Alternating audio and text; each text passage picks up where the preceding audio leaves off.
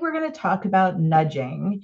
And this is probably something that's already being used at your institution. Maybe you're even using it to work as a house liaison. But more than likely, your institution is already using this to send students alerts about particular things in the student life cycle, right? So it could be a deadline is approaching or a deadline has recently passed. We usually use it when we're asking students to put money down for courses to avoid being dropped for non-payment, right? Those kinds of things. So usually something is already in place at your institution. So this idea of nudging is basically taking those same techniques and usually e-resources and putting them towards working with students experiencing homelessness or students in care. So for those of you unfamiliar with nudging, we're going to just do a little level setting here at the beginning and talk about what nudging is, and then some best practices around design. And then we're going to start to create a nudging calendar so that you can think about what kinds of nudges you want to put out there as you move through the semester. Okay, so like I said, nudging is probably something your institution already uses. One of the reasons it's so popular is because it's low touch. So it's one of those strategies where a single person can touch a lot of students through this tech-enabled way of communicating information with students. So sometimes we think about low touch things as maybe you have an orientation and it's you and a group of students, right? So it's a little more efficient than meeting with each student, 30 times 30 meetings to tell the same information, right? So if something's low touch, you're thinking kind of about playing zone instead of man to man, right? So it's economies of scale. So nudging plays into that design in that it's low touch because you're basically going to start to customize messages and then send them to specific groups. And the way you do that is tech enabled. So it's up to you and what works at your institution. Email is a pretty popular way to do it, and most of the examples I'm going to talk about today are about email versions of things for a couple of reasons. Some institutions use bulk texting. So if there is that kind of drop deadline coming up, usually there's like a bulk text message that goes out to all students, right? To kind of nudge them to pay their bill or to secure financial aid or those kinds of things. And then the third vehicle that's often used is whatever your learning management system is. So if you have Canvas or Blackboard or D2L Brightspace, those are other places where you can put messages that go to the entire campus, right? One of the other reasons why folks love nudging is it tends to be pretty low cost in that, for lack of a better expression, it's sunk cost. These tech-enabled structures likely are already purchased for your institution. Your time is already paid for in some regard, right? So it's also one of these kind of low-cost interventions, which is really good, especially when you're kind of looking at limited funding or unfunded mandates. One of the things that happened during COVID was nudging really became one of the ways we communicated with students about what was going on, right? And before COVID, it existed in kind of the rare occasion, inclement weather, like school is closed for snow, right? During COVID, it really started to become one of the ways we could roll information out quickly. And because of that kind of popularity and familiarity with the different tech resources, it really boomed even further in these years. I'm calling it the post-COVID years. So one of the differences, though, is during COVID and traditionally now, we really focus on task-driven behavior, right? So it's like, do your FAFSA, register next week, pay before you get dropped. It's really like, I'm nudging you because I need you to do this action. And often the folks already using it usually come from somewhere in admissions, financial aid, registration, the bursar's office, right? Like, so trying to kind of think about how we're going to take these task-driven behaviors and modify them just a little bit. Because with basic needs support, we're not necessarily going to ask students to do a task as much as we are trying to inform them about resources and supports. So you'll notice one of the things in this example, this is an example from Amarillo College in Texas. And this is an email nudge that they send out to students at the beginning of the semester. And the first thing you'll notice about this is that this is a nudge, not a nag, right? So we're nudging students about these resources around the food pantry, the clothing closet, scholarship assistance, other social program supports. So we're just kind of informing folks. You'll notice it's not phrased as a mandate. So it's not like you have got to do XYZ or this consequence happens. It's none of that. It's literally just like, these are the resources. So when you're nudging for basic needs, you're really emphasizing the content of your message, not so much here's a list of action items, but here are some supports. You also want to think about sending some messages to your entire student body and then other messages that are specific to who has become your house liaison caseload, right? When you send a message like this to all students, you're helping to normalize seeking assistance and receiving assistance. And you're also opening channels of communication for students to communicate back to you. So one of the reasons why most of the research out there recommends looking at email communication versus texting is that you can set up that email to be more of a two-way channel of communication instead of kind of a monodirectional. One of the pieces that I read actually to prepare for this webinar today was from Psychology Today, and they were talking about how nudging can be applied, especially to students in care and students experiencing homelessness. And it was really around what are the psychic costs of homelessness and basic needs insecurity. And when you're nudging and kind of sending information out to the whole group, you're lightening that student's load in terms of psychic costs by taking some worries off of their plate, right? Also, again, as I mentioned before, you're reducing the stigma of needing help and seeking help, and you're really starting to empower students to really seek help. And one of the other things that this article and pretty much everything else out there that recommends nudging talks about is that nudging by itself is not solving the problem, but nudging is a tool in the toolbox, right? So thinking about nudging as a piece of the comprehensive program. So many of you have all of these comprehensive pieces already in place, but if students don't know about it, then you have a bunch of services, but you're not getting the services connected to the humans who need them. So everybody is recommending thinking about how to implement nudging as part of this larger picture of services that you're already out there providing. This is a little thought experiment I thought we could do today. So one of the resources for nudging that I'm going to give you is this book called Nudge, the final edition. And it's written by two folks who work in academia who were looking at social behavioral interventions and kind of what makes people do things. So this idea about nudging really comes from an earlier edition of this book. But in this book, they were talking about this really interesting kind of thought experiment in Minnesota, where taxpayers were given 4 kinds of information about taxes. So the first was that your taxes need to get paid because your tax dollars go towards funding good works. So like education, social programs, fire departments, libraries, that kind of stuff.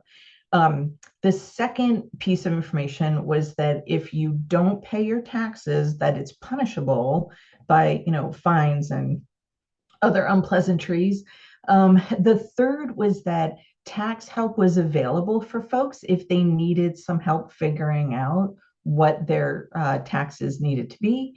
And then the last piece of information was that more than 90% of Minnesotans had already paid their taxes.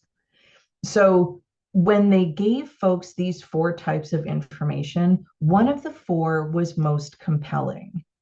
So look at these four things, and then in the chat, put the number of the thing that you think was the most compelling for folks. This is why I love this group. You can tell we're all a bunch of helpers, right? Everyone's picking three. Help is available if you need it, right? That's what we're always trying to tell folks, right? Help is available, help's available. Yeah, here's what's interesting about this particular study. It was actually number four that was most compelling for people. So it was the fact that more than 90% of Minnesotans had already paid their taxes. So, what the authors of Nudge were talking about was that really what drives human behavior is social pressure, right? Think about, like, we usually talk about like peer pressure when we're talking about high school students, right? But here's what they found: that idea of peer pressure never really disappears. So, and I think like we even see that now on social media, right? Like that kind of fear of missing out because people are going on vacations or doing whatever. Like whatever you think is the norm is the thing that starts to drive your behavior, right? So, yes, Teresa, peer comparison, right? So by telling Minnesotans that more than 90% of their peer Minnesotans had paid their taxes, that was the information that inspired people to file their taxes. So, what does this mean for you and your nudging, right? For the most part, what it means is you want to package it in terms of some kind of social norm, right? That help seeking is something normal that we do at this institution and that everybody is doing it. So the more that you design your services to as opt out instead of opt in, and you're providing it for the whole community instead of this piece of folks, that's going to be the motivator for more students to seek out your services. I just thought that was so interesting. So I guess like for me, I was then thinking, okay, let's look at some other examples. So Amarillo College, the folks who wrote that nudge email I just showed you, they did a study with the Hope Center out of Temple University. You know, they're one of my favorites, talk about them all the time. And what they were trying to figure out was this idea. They had all these services, but they really weren't getting students to use the services. So they were interested in how they could use nudging to improve service usage and then ultimately student success, right? Like we don't really want students to use services just to use the services. Like the services are there in service, sorry for all these puns, of this greater good about student success and retention and graduation, completion, all that good stuff, right? So things to know about Amarillo College.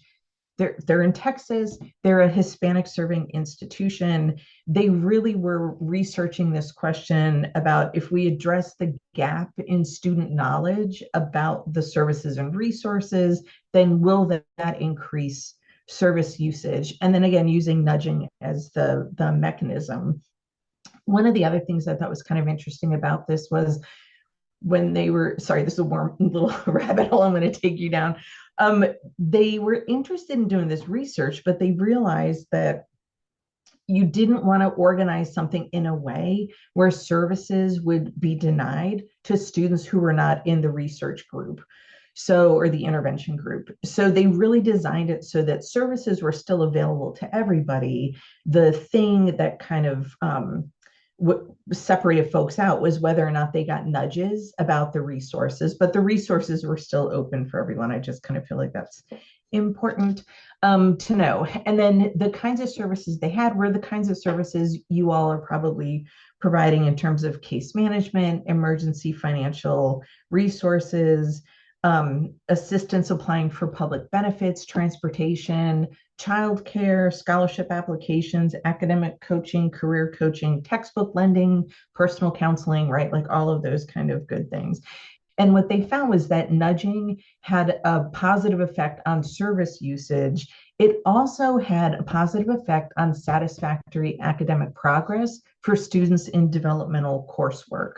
So students who received nudging passed their developmental coursework at a rate of 71%. Students in developmental coursework without nudges had a 59% pass rate. So I just thought that was kind of interesting. This was only a 2-year study, so they didn't see improvements in completion, which I don't necessarily think if you're studying folks who are starting out in developmental coursework, it usually is going to take more than 2 years to see completion. So I didn't necessarily think that was a bad thing, but for the sake of full disclosure, and then the link here is at the bottom. There's so much more to this study, but I just thought if you're looking for some support for why, as house liaisons, you should have access to nudging as a technique or a strategy at your institution, I feel like this study gives you some additional backbone. So when we talk about recommended design, so some of these will come from the Amarillo study and some are coming from some other pieces, but really it's about the content of the nudge, the timing of the nudge, and the staffing of the nudger, but also the staffing in the areas where you're sending the students. So I'll explain that in a little bit greater detail.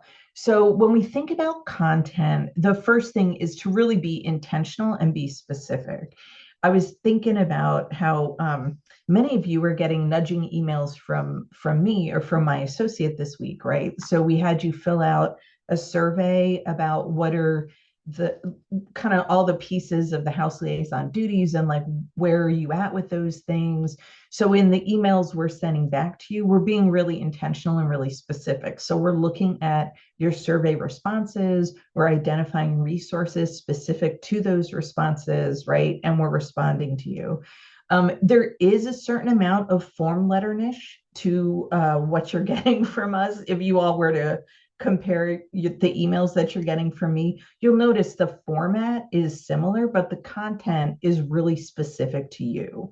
So that's a big part of nudging, is that you're being intentional about the content and really specific so that it's really customized to the receiver.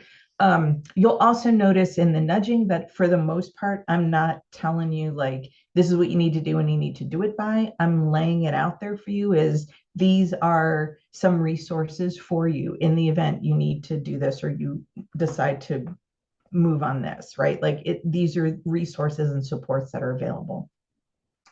So for student nudging, same thing, be intentional and be specific. It also works best if the content is tied to specific academic stages or events. So again, thinking about the student life cycle, the life cycle of the college, right? We know at certain points in the year, there are certain pain points, both for institutional purposes and also for students. So to be thinking about like, what are these stages and where are the pain points and how can you send your nudge before the pain point hits, ideally to help students work their way through that pain point.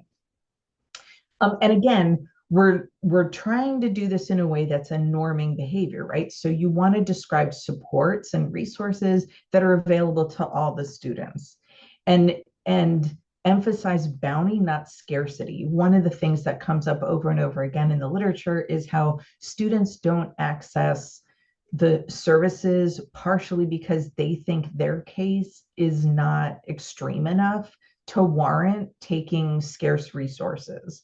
So in your, and again, you can see this in that Amarillo email too, like in your messaging to students and also just how you talk when you're in front of students, make sure that you're not leading them to believe that the resources are so scarce that they will internalize that as I'm not needy enough and I'll leave that for somebody who's worse off than me, right? So emphasize bounty over scarcity. And then in terms of design, the Amarillo folks did their messaging once a month. I'm gonna I'm gonna say that's fine. I wouldn't necessarily try to do more than once a month. I feel like there is kind of that sweet spot, right? Where like if you do too much, it all starts to read as noise to students. But also, I think it's a bigger deal that you're intentional and connecting it to the life cycle of the college and the student life cycle.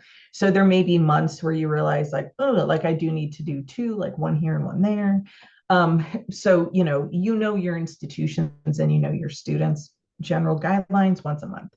You also want to do it where the emails are personalized by first name. So, like here again, using the emails that you received from me, I didn't say like, Dear House Liaison, I used your name, right?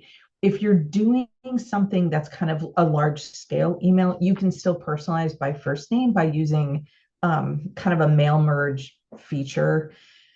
If you don't know how to do that, give me a shout and I can walk you through it. It's probably easier than you realize it is to do that kind of stuff. Although with you guys, I literally just typed in your first names because there's not thousands of you.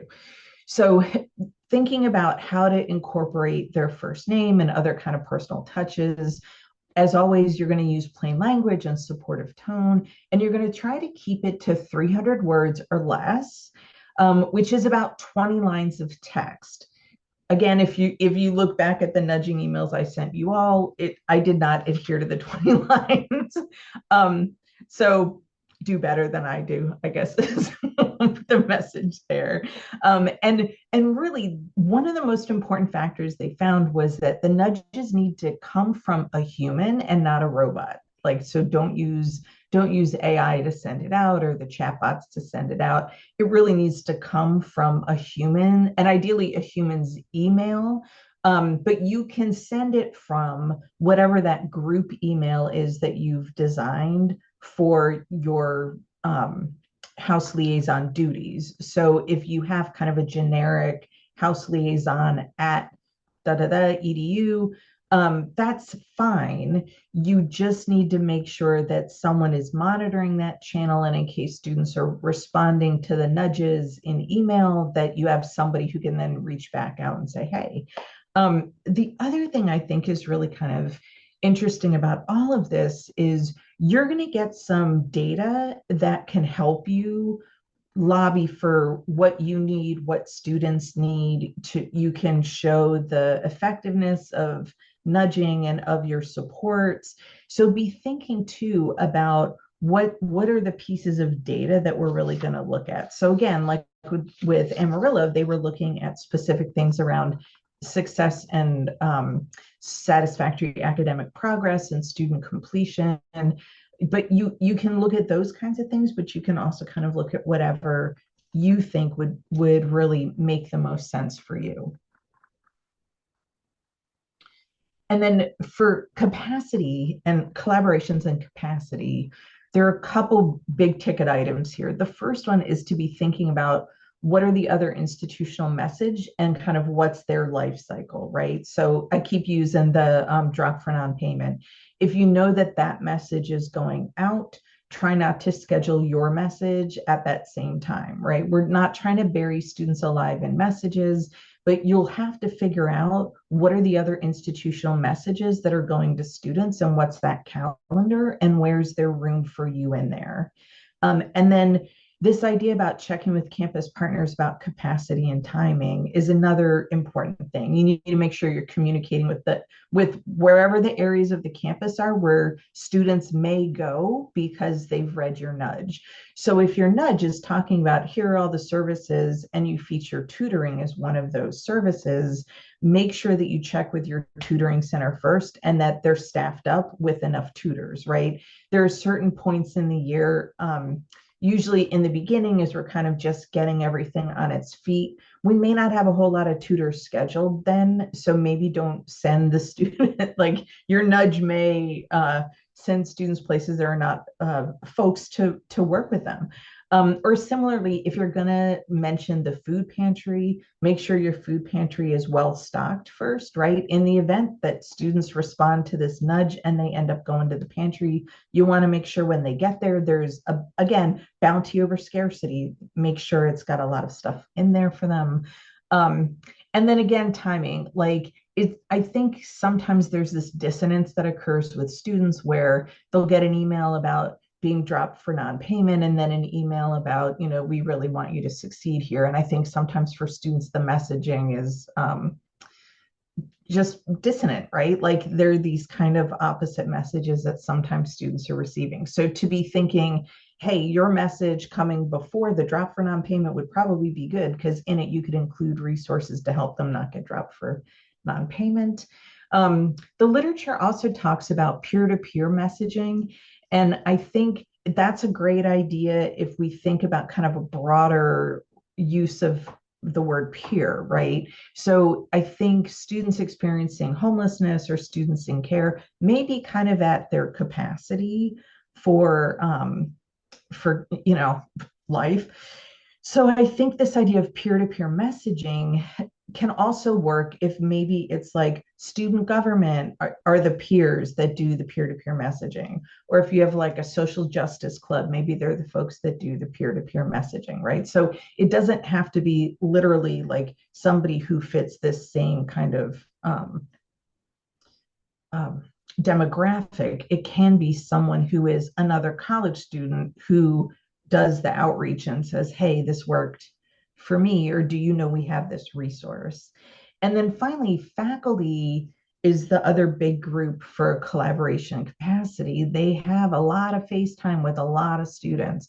So the more you can push resources to faculty so they know what the resources are and they know what the referral process is, that's going to help students get to the resources that they need.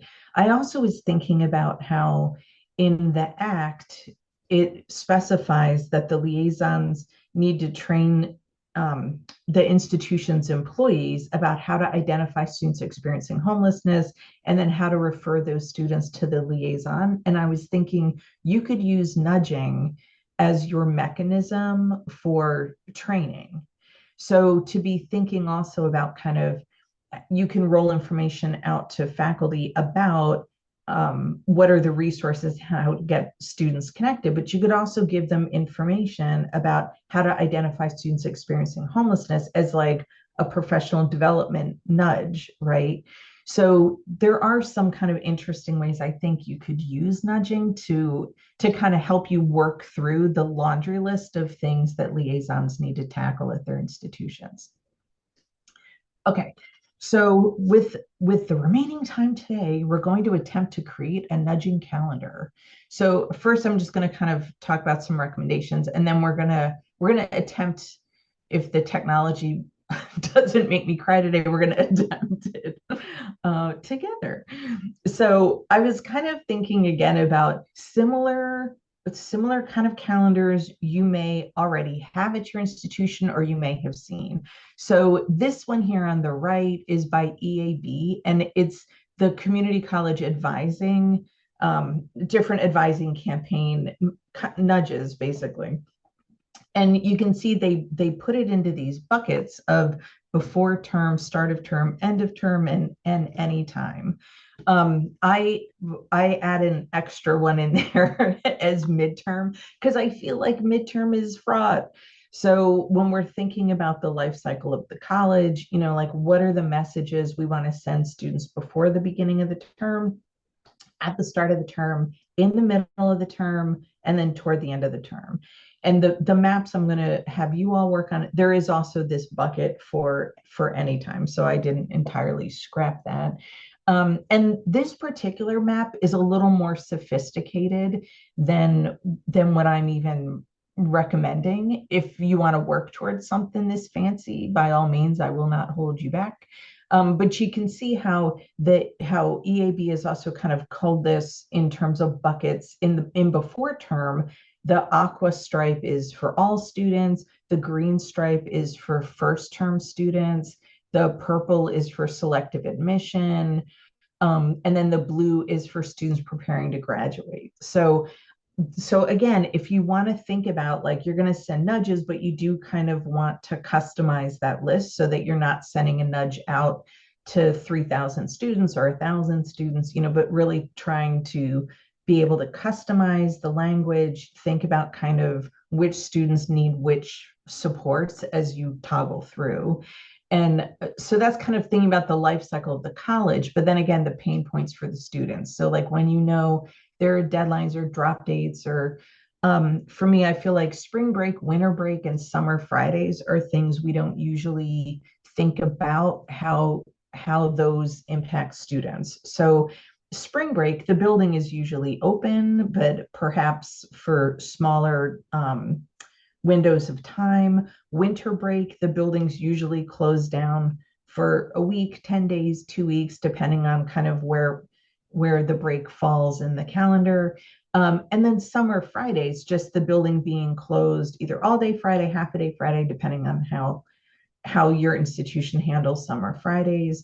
So, and then thinking, okay, if it's a student who really was using the college as their daytime place to be, and now summer Fridays, the building is now closed, where can those students go? So even kind of thinking about how you would message that to students who, again, are your community partners. Could they go to the local library? Make sure you have, again, collaboration, warm that trail for folks so that it's not just 50 students are showing up at the local library and the librarians are kind of wondering what is going on. So again, like kind of as we're building this, be kind of thinking about the life cycle of the college and then the pain points for students kind of in that cycle, and then connecting students to the resources that make the most sense that you've got at your disposal for those kinds of pain points. Not everything is going to be a perfect fit, but that's just kind of the logic to approach it with, right? So like before term or start of term is maybe where you would send that, the Amarillo email, like welcome and here are the various things that we have, right? Versus end of term, when you're thinking about, okay, we're going to be closed for 2 weeks and you need to think about if you need resources, what are the resources you can still access when the college isn't open? So we're going to go to a nudge mapping board that I made in Canva. And you can, when you get in there are basically 12 of these boards. So I don't think everyone will end up with their own board, but you can definitely fan out and find a board that only has another person or two working on it instead of 15 people working on the same board. But I'll leave it to you. When you get in there, the way to create a sticky note is if you push the S on your keyboard, a sticky note will pop up, and then you can write your ideas on it and then grab and drag it to if it's pre-term, start of term, midterm, end of term, or anytime. So you'll notice anytime is I just put it all the way over here on the right, and then the other pieces of the term are there. I'm going to drop the link into the chat. So hopefully this works. Before we start, do folks have questions about the map creation?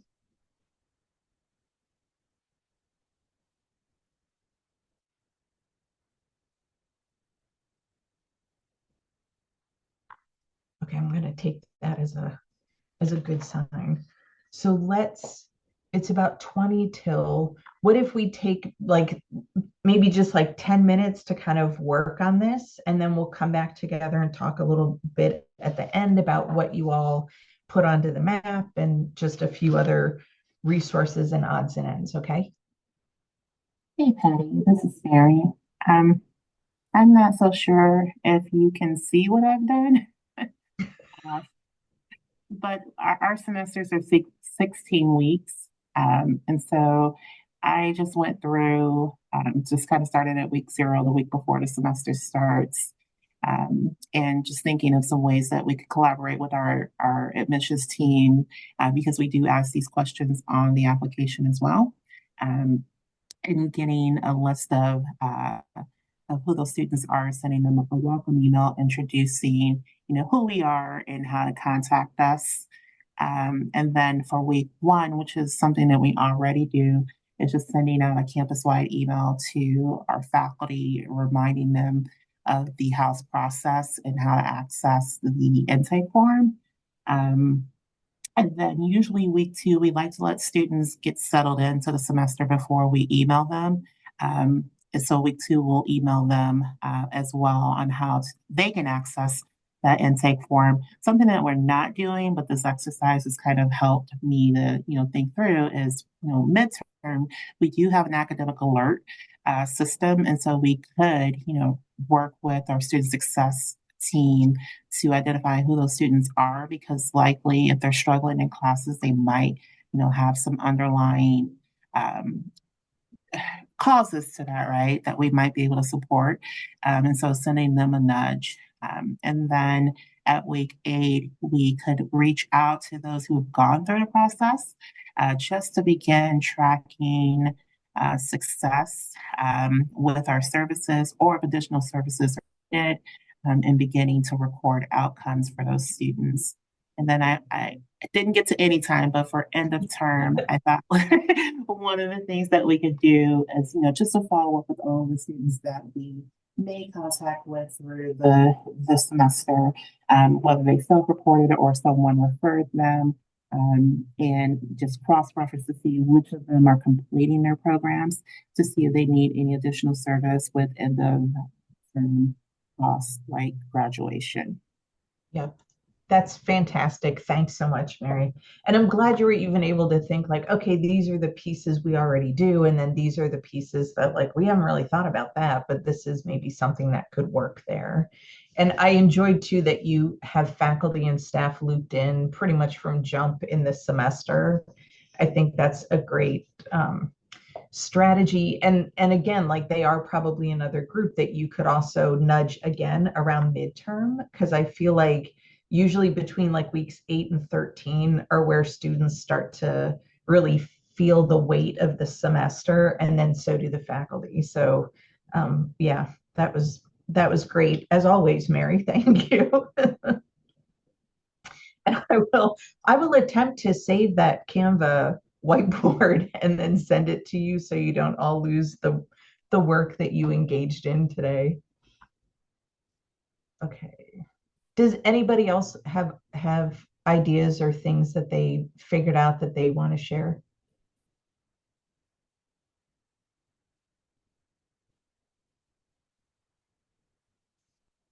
It's okay if not. I just want to make sure folks have time if they want to say things. Okay, well, we are definitely coming up on the end. So I just wanted to give you all some resources about nudging. So these are pretty much the menu of literature that I looked at when I was preparing for today's session. And I mean, you'll see it's a lot of it is the usual suspects. So the Brookings Institute, the Hope Center, Inside Higher Ed, that Psychology Today article, can't recommend that highly enough. And then, of course, Nudge, the final edition also. And then I saw, Amy, you put in the chat that you also meet with your students one-on-one. Right. And again, I'm not saying that nudging takes the place of the other things that you're doing, but it is one of these kind of low touch, high volume activities that you can do to kind of let folks know what the resources are, and ideally have them come to your office for additional services, and then make the most use of the other kinds of services at your institution. Okay, so before I forget, I referenced the technical assistance emails that I've been sending out this week. If you, and last week, and maybe the week before, if you haven't completed the House Technical Assistance Survey, please go ahead and do so. I believe I'm going to nudge you, half the colleges have already completed it and received feedback. So the idea is that you complete the survey and then we'll send you customized resources to meet the needs that you're identifying. And then, so that's the link I just put in the chat, and that's the first link on this slide. The second link on this slide is a federal grant that's out right now for basic needs support. So if you think you might be interested, either as applying as a single entity or applying as a consortium, if you get together with some of your colleagues at other institutions and apply together, that would also be great. And the deadline is the beginning of August. I want to say August 4th, but maybe don't quote me on that. But all of the information is in the Federal Register document. So, and as always, my contact information is here. So if you need anything, give me a shout. I am here to help you. Okay, so what are the other, I can see in the chat. What are the other, oh, thanks, Brittany. Brittany just dropped the slides so that you can actually get to the various and sundry links.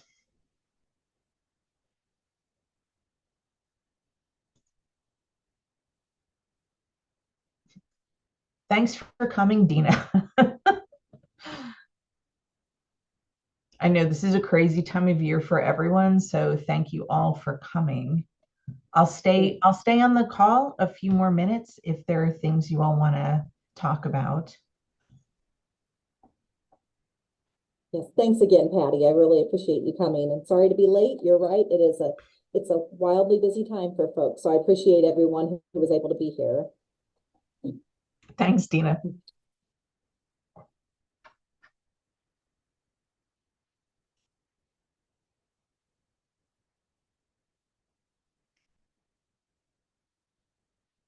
Hi, Patty. It's Shannon from Prairie State. So good. So good to see you. Well, you can't see me. You don't want to see how I look right now. It's good to hear your voice. Thank you. Thank you. I have a question. Do you have any suggestions as how we can do a training to faculty to identify homeless students? Shannon, I have many ideas for how you can do a training. I will, if you fill out the TA survey that I put into the chat, grab that, and then I'll send you a bunch of resources. There are ones where it's like, here are actual prefab pieces of curriculum that like the National Center on Education or the National Center on Homelessness has put together. And they're actual modules that you can have faculty complete about things like how to identify students experiencing homelessness. But I also have resources that are just like, here's some statistics to be aware of. Here are just some other articles about stigma and how you can destigmatize the situation. So like all of those kinds of things I think are helpful for faculty. Okay. Sure. Yeah, you know what, Mary? I see your comment too. If one of the things I did was the ICCB and ICSPS have a website that has all of these resources for house liaisons. So I went and basically took all those resources and then put them into buckets by various and sundry things. So I can send you the link that's got everything, but I can also just push out just the education and training professional development pieces to you guys. I can send it to the listserv if you want. That would be great. Okay. And then the other thing too, I'm just going to keep putting Mary on the spot. One of the things that Mary did at Wabanzi that I think is a great way to approach this is if you have someone at your institution who's tasked with the professional development for faculty, loop them in, because then that way, like the way the act is written, you need to make sure that folks are getting professional development. You personally don't have to do it your own self. So if you can work with somebody else who's also charged with faculty professional development and have them kind of work it through, that's another way to go. So Mary worked with her group at Wabanzi, who's in charge of academic excellence, professional development, that kind of stuff. They may live in HR, they may live in academic affairs. Again, every college is a little bit different. And Mary provided them with information from really the webinars from last year that were all the kind of nuts and bolts pieces. Or you could even just take the nuts and bolts session I did a couple weeks ago and basically give it to that person and say, hey, can we develop this into some kind of online self-paced asynchronous training? So it's got like, here's some statistics, and then like, here's a little quiz. Is it A, B, or C? You know what I mean? And then that lets them through to the next piece. So there are a lot of ways you can design the faculty professional development. And I do think also faculty, there are so many different kinds of faculty, right? So like, I keep thinking about when I worked with career tech faculty, I think they would enjoy certain kinds of formats and activities, and probably not like, here's this really dense research from the Hope Center versus your social science faculty who came up through that kind of literature and experience might be like, no, this feels really familiar to me. Give me the research and let me look through it and figure out like what the takeaways are. So I think it's just trying to kind of, again, provide multiple formats, thinking sort of universal design about how you do it. But I'll send you resources, and then if you want to chat about that, or maybe I put that on my list as things to do webinars on in the future, is just like, let's kind of look through some different designs and think about what you want to do for the training component. We could do that. Oh, that would be wonderful. Okay. See, Yes. this is why I like you. Thank you, Patty. Thank you. And I'm looking at the past webinars here. I love how you guys have recorded them. And the one you all did on April 27th, identifying homelessness on campus, that right there, Yeah, is really beneficial with professional development, the nuts and the bolts that you're speaking of. yes. And think too about, where do you have critical mass of your faculty? So like, I can't think of what they call it at Prairie State, those days leading into the term where the faculty report, and there's like there used to be part of one of those days that was professional development. But if you wanted to do something in person, or even just make an announcement to look for something asynchronous, you know what I mean? Like thinking about, again, with nudging, like, where do you have kind of the zone effect where it's you and the group, instead of you having to reach out to every person individually? Like, how can you kind of keep it together? Mary, you know, I would love it if you would demo your training. Poor Mary. Mary's been deputized every time I end up doing a webinar. Yes, because Mary, it's such a great product. And I think how you thought about it, how you partnered with other folks on campus who have that expertise to do the design work. So you were kind of the information resource, like you were the subject matter expert, but somebody else did the design, I think was brilliant. Yeah, no, I'd be happy to do that. I'm not prepared to do that today, and I think we're kind of out of time. But Patty, just let me know, and I'd be happy to share that. And if others you want to reach out individually, I'm happy to connect with you as well. Oh, thank you. You guys are amazing. Patty and Mary team. I'm telling you, Mary is the brains behind the operation. Well, I thank you all so much. I'm sorry to keep you past 11 o'clock, but thank you. No, thank you all. And thanks for joining us. I'm glad you found us, Shannon. Oh, me too. Me too. Take care. It's so good to see you, and have a great day. You too. Thank you. Bye-bye. Thank you, Patty, and thank you everyone for joining us.